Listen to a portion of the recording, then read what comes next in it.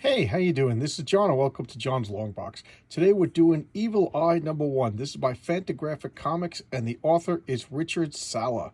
I just got this a couple of weeks ago, and I got 1 to 3, and I read them, and I have to say I'm a little confused by what's going on, but I love the artwork. So let's take a look. Well, let's talk about a little bit about Richard Sala. Richard Sala died in May 7th, 2020 of a heart attack. He was 65 years old. Guy was a phenomenal artist, very, very distinct. Look at this art. I love this. Could you see the details of this? Very like horror. He says that his artwork was inspired by horror and comics. And just look at this. You got this little vampire over here. You got a little werewolf over here. Frankenstein monster. It's just awesome. So Evil Eye, mature readers. As the comic is really good condition. Once the close up, it's just this little dog ear up here that's driving me nuts. But anyway, Evil Eye #1. Just look at this crazy artwork. It's just awesome. I really do enjoy this. Really do enjoy this. What's his name? He reminds me of Charles Adams. Reminds me of Richard Gorey. Is that his name? So Evil Eye, June 1998. Okay, 12 issues came out. Here we got the splash page, clop, clop, clop. I just, it's all dark gothic. What do you want me to say? I'm not even going to talk too much about the story, but just look at this artwork. I just really dig it. Reflections in a Glass Scorpion, Chapter 1. This gets me. This makes me feel bad. But this nerdy girl's going through the library. She's looking at all this stuff, and of course, what's going to happen. It's a horror movie. She gets abducted and stabberoonied by this lurking guy in the shadows. Nobody even notices. She dies in the quiet solitude of the library, and I feel bad. That's why I don't know. Writing horror, it takes a special kind of weirdo, you know what I mean, to make it. In one page I started to like this girl, the little nerdy girl in the library, just my type, and now she's dead. They got me. But just look at this lurking in the, really digging this, and notice not too many words. He's just following the story, what's going on. So in case you missed it, he killed her and then ejected her, and now he's putting the injection into this little science beaker, magic science. And then what do we have here? Eyeballs. Somebody's, is he being observed? This is kind of where I'm like, okay, what's going on in the story? But just still enjoying it. So he's lurking behind here, and we got this guy over here. Look at that. Look at that. I just really, really dig this art. She's checking him out. And now we got a lot of dialogue. Portia. So this guy's talking. He wants to. She's borrowing this camera and then running off. And then, for whatever reason, she's lending him this camera. Like I said, I don't really understand. Usually this is the kind of stuff that I would come down on with a ton. But it's very stylized. I like the artwork. He needs to borrow a camera. He's borrowed it, but he got it from this freakazoid over here, and he's just going off taking pictures, and he just gets clobbered. He's like, what's going on? Running off by the original owner of the camera. Again, a lot of dialogue. What's going on? And he's tied up, and then he just tortures and puts this iron mask, spiky mask, right on his face, and then hammers it in. God, this is just such Edgar Allan Poe, just horror. And then he's just trying to figure out who owns the camera, and he's like, oh no, not this person. Okay, I can't stand her. She has a thing for me, a bad thing for me. She has it out for me, rather. So he's like, when I return the camera, I'm going to return it to you. And she's like, okay, bye. And he's like, go, just grumble. And then these pirate chicks show up. And what's going on? He's talking to this freakazoid. Look at that freakazoid. He's all sweating. He wants to hire him to take photographs. I would not go anywhere. Would you go anywhere with that? Because I urgently need a picture taken. Do not go with that guy. And he's just like, oh, all right, I got to make a couple bucks. Sexy pirate chicks. observing everything. And just look at, I love the little, not cityscape, suburbanscape, I guess. Look at these faces. Portia's over here just talking, and then I like the little village, And again, I'm kind of lost with the story. You know, I read it twice, and I'm kind of lost. I dig this little cityscape. Look at that freak as well. So there's this bizarre Buccaneer pirate costume shop right across the street from the Tip Top costume place, where this is where he wants them to take pictures, and then there's a pirate, memorabilia shop right across the street. It's just a bizarre town. She's running around, and she gets attacked by the girls in the pirate outfits, and I still don't know why. But then again, I don't, they'll continue the story. So he goes into this costume place, showing off all the mustaches, the freaky masks. There you go, there's a mask of me.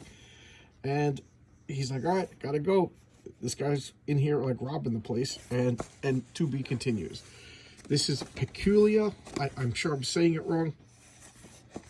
This is just a backup story of this. Look at all the little fun details. This artwork is amazing. Now, I just remember when I was in 5th or 6th grade. I forget the exact. I forget what grade it was, but we had I think our regular art teacher had a baby. So for 1 year, we had a different art teacher. And she was just, I really liked her. She was just odd and like, I don't know. She just had like a bizarre sense of humor is the only way to describe it. And she gave us these black sheets. They were just black sheets, and they had ink on them. And you took like a needle and you scraped them off. And that's how you did the artwork on it. I loved that. There was something very satisfying about scraping. So it was negative space. The sheet was completely covered with ink, and you scratched it off almost like a scratcher tick, but it was jet black, and then underneath it was pure white. And that's what this reminds me of. I know he drew and then colored this all in ink, but I just took me back to that memory, and I just love this little Is that cereal not to your liking, miss? Oh, Ambrose, the cereal's fine. I was just thinking, I'm going to go for a walk. Alert bird. And she just goes for a walk. Here she is, just stomping out. I do like the way he draws women. I don't know Richard Sala. I didn't know he existed like 3 weeks ago. And then I actually, believe it or not, God's honest truth, I got sad when I found out the guy died. You know what I mean? You don't want to... I just discovered a new artist. Now he's gone. Just as I discovered him. That's so sad. But I bet you $1 million this guy had like a long leg fetish. Like all these women just have like long legs and short skirts. Look like they look like vampires, but I'm sure they're not. And I like the way he draws the cities in the background. Freaky bird. That's Admiral Bird. Look at that thing. Look at that horrible freak. Just walking through this like, I don't know. Where is this set? Is it Europe? Is it America? Is it modern day world? Is it the past? It's kind of just like strange world, it doesn't matter. And we got this, what's she doing? What is she doing? She's just peeping in this thing and singing. Oh, there's music coming out. That's right. There's a music box in here with this dark flower. Just creepy hands. And she's just sitting there observing it when this, I don't know if that's a man or a woman, but she's speaking like some language, yelling at her, chases her away. And, she's enjoying the song that she heard, and then this invisible man-looking guy, what's she doing? Okay. And she's just enjoying herself. Well, look at this. Like little Addams Family Pugsleys, like a whole bunch of Pugsleys are coming after him. Is that their hair? Are they wearing helmets? I don't know. Do you know? Tell me. And they just accost her. Look at this guy biting that dress. Yeah, we've all heard that internet argument. How many 2-year-olds, if you have a baseball bat, how many 2-year-olds could you beat before you're finally overwhelmed? Like just like waves of them are attacking you. How many could you take out? Well, Peculiar knows the answer to that. She's just fighting them all, kicking them all. Like, wouldn't you be pissed? And then I like this. Oh, hello, little bird. You're out kind of early. So now she's in. Oh, it's a hello, little bat. I said bird because I'm crazy. And now she just gets grabbed by this freakazoid. Oh, Crunk, it's you. Put me down. So apparently she knows him. Look at that face. Love. Now, don't you be getting any ideas. Oh, what a cute couple you have, Justine. Who the hell is Justine? I don't know, but she wears a cape and a mask. Is she super? I don't know, but I did Obscurus put you up to this? I'd love that, Obscurus. You know, Obscurus, Justine, and Crunk, and they're just, you know, oh yeah, helpless. I'm not helpless. He goes, oh yeah, you look helpless to me. And now she sings, and she got the little like Pugsleys on her side, and the Pugsleys just start biting Crunk, you know, saving her. And now I love that she lifts up the cape. I just love the animation here. What's going on? Wait, I'll get my hands. And she's just sore butt. I don't know why that amused me. There's a robot over here. You know, it's just all over the place in a good way. All over the place in a good way. And now, you know, she's throwing darts at her. I guess a rivalry or an enemy ship has been forged. Now look at this ad. Blood on his hands, doom in his eyes. What dreadful secrets drove them to kill again and again. I love this. I love that. I'm saying love a lot. I'm sorry, guys, but just that is just so cool. I have no idea. Call. Oh, I'm gonna call this number. All right. Oh, this is for Fantagraphs. I thought it was like call and talk or pre-recorded thing of Pugsley. So here's to buy all of his artwork. Not responsible if you never sleep again. Who is his next victim? Read the Chuckling What's It. That's his first book. His first story was the Chuckling What's It. I only knew that because I looked up Richard Sala before I made this video. I love it, this in color. I think I like it better in black and white, but I'm really enjoying this in color.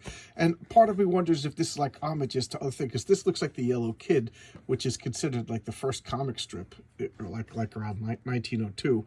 This kind of looks like a twisted Popeye, you know what I mean? The Invisible Man. We got, looks like Dracula, the Wolfman, you know.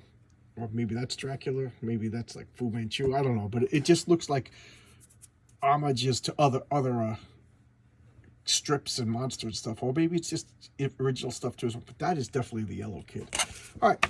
So there you go. That is Evil Eye by Richard Sala. Again, I was talking to Brian Bauer of Wolf and Batsy fame, but he mentioned this when we did a live talk about how this is very influential to him. So I looked it up. They were like $2, $3 a piece in my comic shop, an online resource. So I picked them up, you know, $6. I got 3 issues, you know, I could afford $6. But I'm really glad I did, you know. I don't know how hard it is to get all 12, but I got to get all 12 because that's the way I am. So now that I read 1 to 3, I'll start looking for 4, 5, and 6. That's what I do. I kind of limit myself so I don't buy too many comics all at once. But this is enjoyable. This was enjoyable. I think Brian said that the whole thing is collected. So if you don't want to get the individual issues, you could pick up a full-on collected edition at fantagraphicbooks.com. You know, there you go. I like it. I think it's charming, right? So thanks a lot, everybody. I'll see you tomorrow for Sunday Comics. I'm gonna have my buddy Tony Dimes is gonna be on, and we're gonna talk about the Silver Surfer Requiem 1 to 4. All right. Thanks a lot. I'll see you tomorrow. Bye bye.